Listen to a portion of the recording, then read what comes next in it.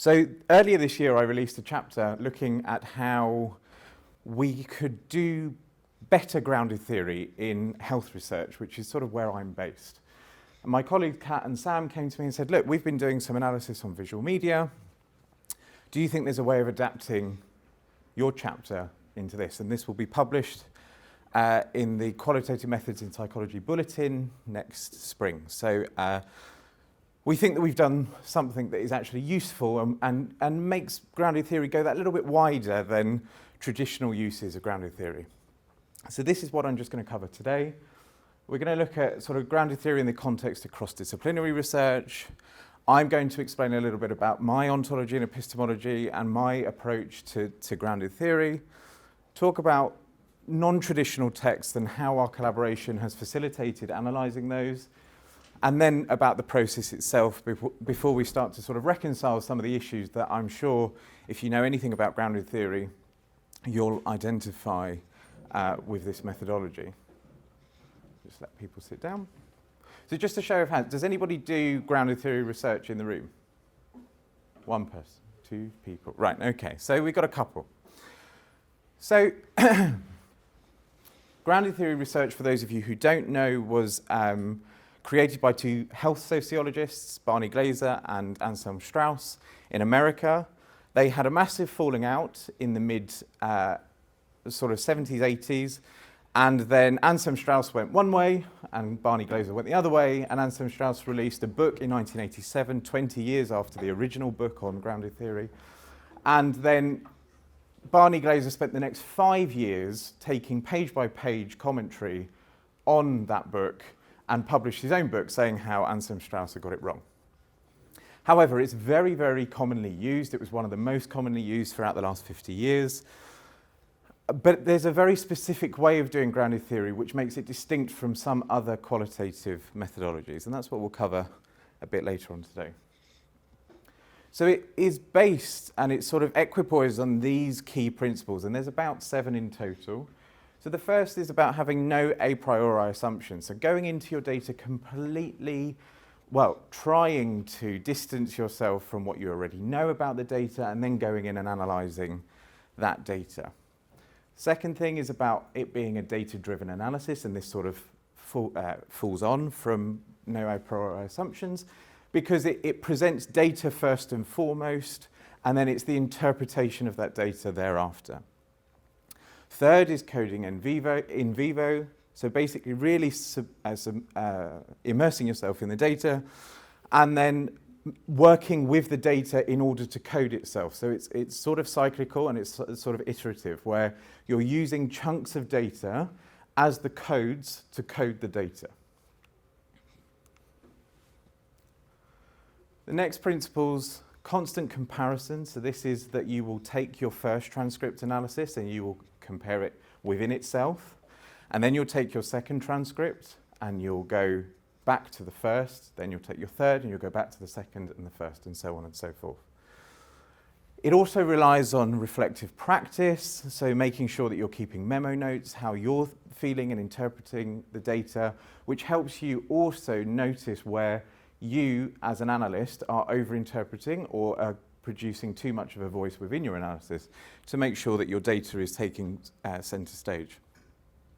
And there's a concept of theoretical sampling as well. So for example, if you're interviewing people, like I do in my job, about their experiences of birth, you might have something that's come up from BAME women that hasn't come up in white women, and what you will do is you will go and recruit a couple more of that particular population in order to see if this was just a one-off in that particular interview or if there's actually something in a subpopulation that you need to explore. And finally, you produce a testable theory. So the whole point about grounded theory is that you produce something that you can take away with you, go to a new population or a new phenomenon and test. So for example, if you've done something in the UK, you might want to go to a lower middle income country to see if the same theory applies.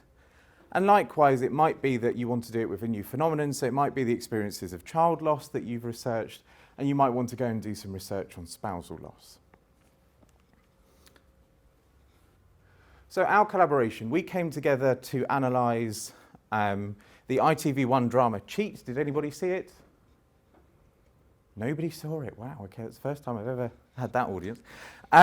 So this was it was good.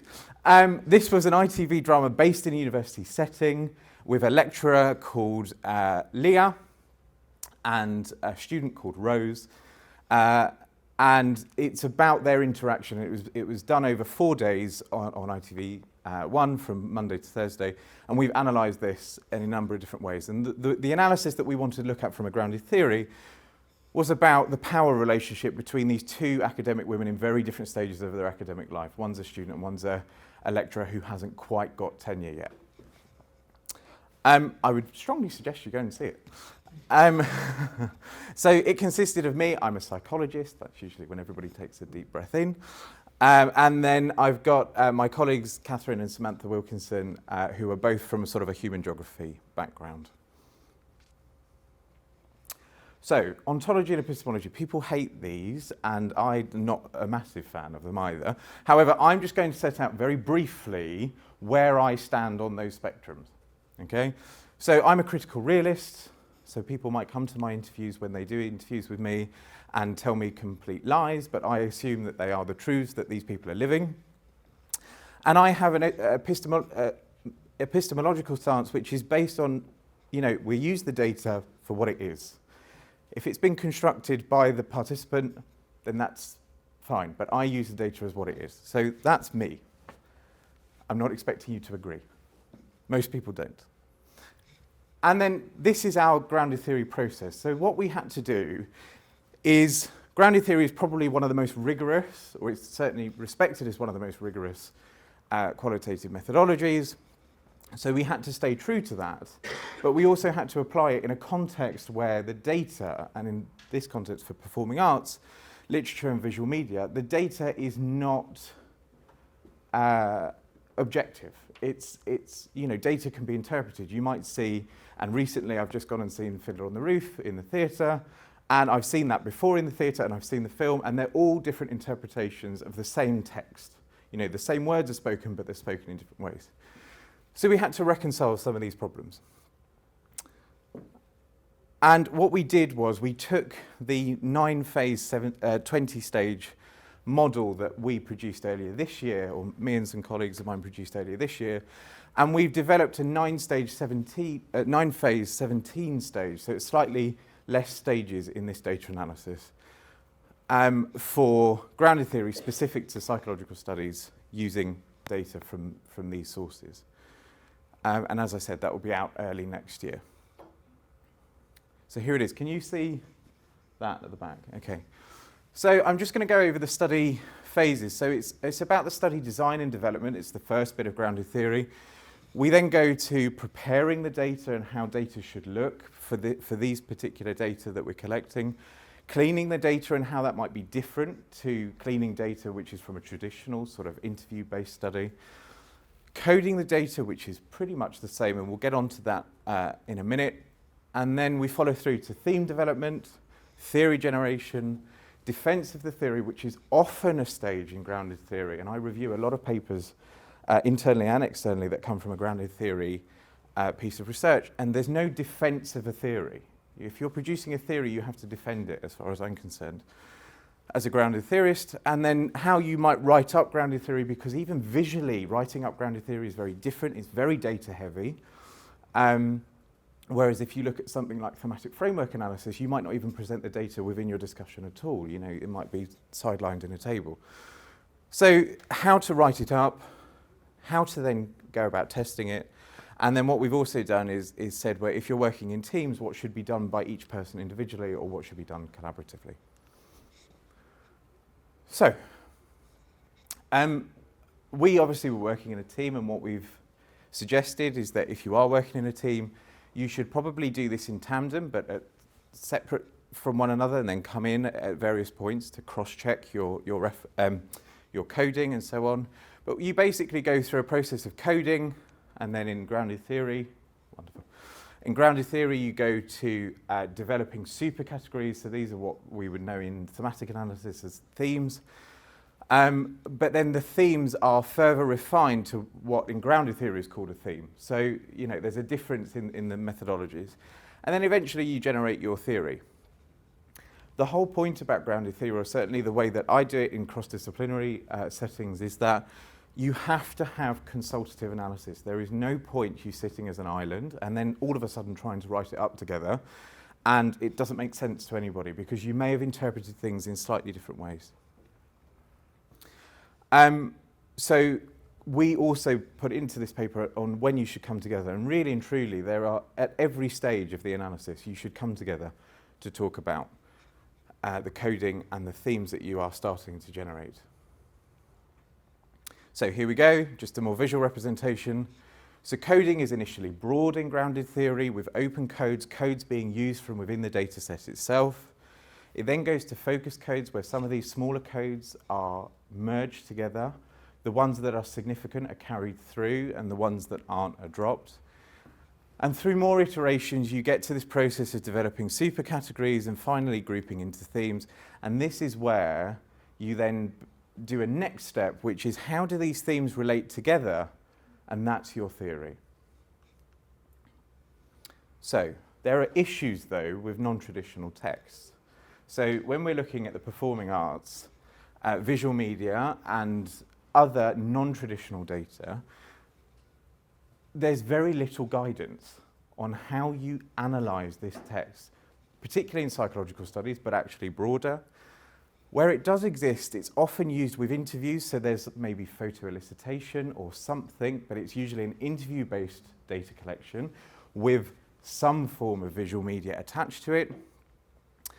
And there's a few studies that use it pedagogically, which what we found is that it's more about interrogating dramatic performances in order to improve them. So there's actually very little, I mean, unless somebody knows of anything different, this is all the literature we've really found on using this type of data within grounded theory analysis, or using grounded theory analysis for this type of data. This is the only study where we can see a study by Phillips et al. That used solely visual data and did a grounded theory analysis of that. And I think it was off Pinterest. They used images from Pinterest and they analysed that. The method that they'd taken was a very, traditional grounded theory, what we use for interview data. So it's not specific methodology that they've used. And although it is commonly used in healthcare settings, the healthcare settings tends to be this photo voice methods that they will analyse in health settings to have a non-traditional data. So again, we're not seeing lots of things out to help us along. Hence, there was a need for ours. But there are the issues that there are, and I've identified 3 in total, is the issue of no a priori assumptions. It's very difficult to go into analysing a piece of data that you may have seen, you may have watched, you may have an interpretation of already, or you may have read 1,000 times. If you've read that book over and over and over again and then you want to analyse it, you've already got yourself into this position where you know something about it. And this, goes on to reflecting on researcher positionality and then how you distance your voice from your analysis and so on and so forth. It's problematic, but this is why I also like working collaboratively, because what you then do is you start to point out where other people's voices are creeping in where they shouldn't. So we think that we've got around this issue of no a priori assumptions. Constant comparison is an issue. If you've got, one book or a play of one act, which is rare, but a film, how do you compare that? Because there's nothing to compare it to. There's not 2 films of the same thing. So you have to do, and we've suggested you have to do a within text constant comparison. And it's taking some artistic license with grounded theory, but I think the benefits will outweigh the negatives for this, because you will be able to apply grounded theory in a new way. And the final one is about theoretical sampling. We spoke about theoretical sampling at the start. How do you do that with a play or a book or a film or a theatre production? You can't. You could potentially wait for the next West End musical of the same thing to come out, but you might be waiting 20 years before they do a new production. So how do you do this comparison or theoretical sampling? And the way that we've sort of said is that you can't, and that's okay. That's perfectly fine for you not to be able to do it, because again, the benefit of having a methodology to analyse this type of data will outweigh the problems within it. So just to sort of close on some further uses, I love grounded theory. I was trained as a grounded theorist when I did my undergraduate masters, and I think it's a really nice way of immersing yourself in the data when appropriate, and I think in certain cases for the visual arts and so on, it is. It's really nice to be able to produce and extend the work that people have done about, methodologies and actually bring them up to the modern times, because if you think 1967 was when grounded theory was first published. And actually it means that as researchers we can access different texts where previously we wouldn't have had the methods available, certainly not the rigour available to assess those texts in the same way.